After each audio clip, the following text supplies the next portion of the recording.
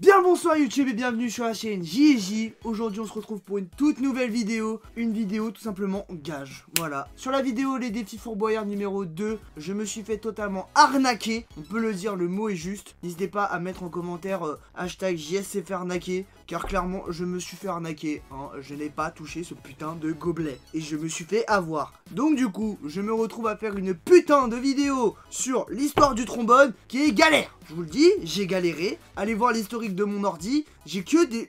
Non, n'allez pas voir l'historique de mon ordi. Non, non, non.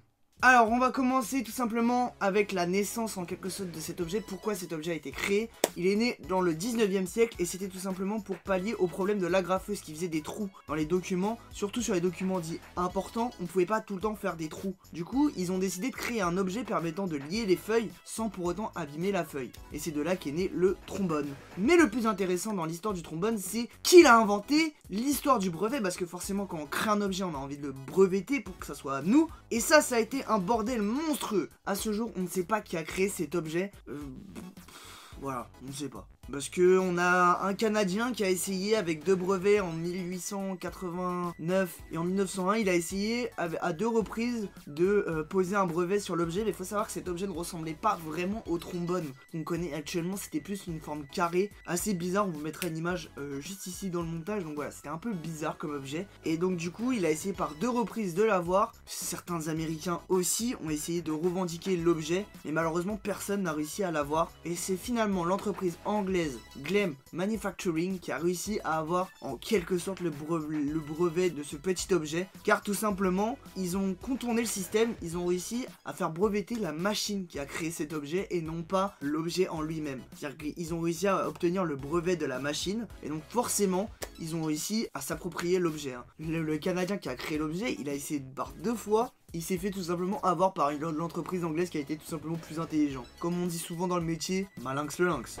Attends, dans quel métier on dit malinx le lynx? Dans le game du trombone?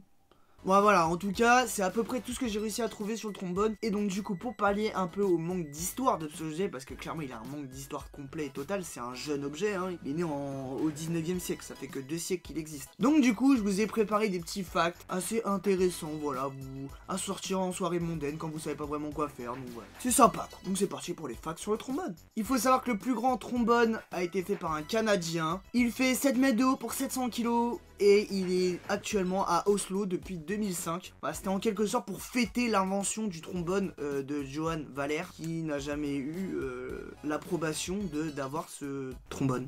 Voilà. Deuxième fact intéressant sur le trombone. Donc Kyle MacDonald, un Canadien en 2006, a réussi un exploit exceptionnel en vendant un trombone rouge contre une maison. Alors oui, vous ne rêvez pas, il a vendu un trombone rouge contre une maison. Ce que vous ne savez pas, c'est qu'en gros, il a réussi à vendre plein de petits objets contre un trombone. Et finalement, à la fin, il avait tellement de sous, plus un trombone, qu'il a réussi à donner les sous, plus le trombone. Et donc du coup, à la fin, il s'est retrouvé avec une maison en vendant que des trombones. Voilà, un truc assez fou, quoi.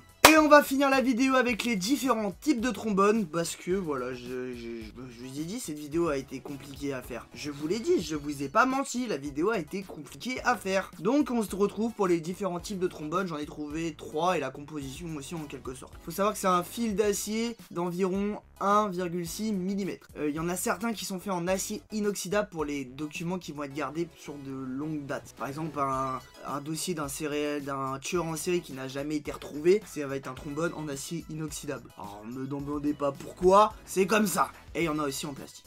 Elle est fun hein cette vidéo hein. Merci J. Bon bah voilà, je pense qu'on a fait à peu près le tour de ce que je pouvais vous dire sur le trombone. Faut savoir que vraiment je m'excuse si la vidéo est pas très bien travaillée. J'ai fait ce que j'ai pu, vraiment j'ai fait ce que j'ai pu avec ce que j'avais. Je vous souhaite bien évidemment un bon mois de novembre. Je pense qu'on touche à la fin du mois de novembre. N'hésitez pas à lâcher un pouce bleu si vous voulez une autre vidéo de ce style là, un peu plus travaillée sur un objet un peu plus simple. J'ai vraiment kiffé. C'est un autre style de vidéo que le sport ou quoi que ce soit, mais ça reste assez sympa à faire. J'ai beaucoup apprécié. Et sur ce, bah je vous laisse avec le mot de la fin qui sera fait par un trombone qui sera incrusté dans la vidéo. Voilà, parce qu'au bout d'un moment le mec m'a mis dans la merde, donc je le mets dans la merde aussi. Donc voilà, c'est le trombone qui fera le cordialement.